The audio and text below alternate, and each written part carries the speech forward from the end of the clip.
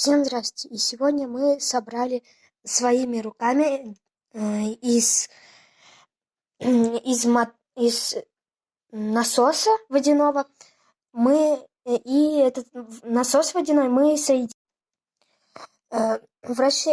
Электричество подается из-за того, что из-за кинетической энергии. Когда я кручу мотор, там внутри есть мотор тоже.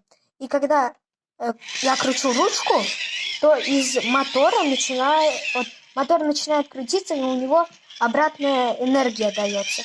Если подключить мотор, то он будет крутиться, а если его покрутить, то тогда он будет давать электричество. Вот это на примере можно посмотреть.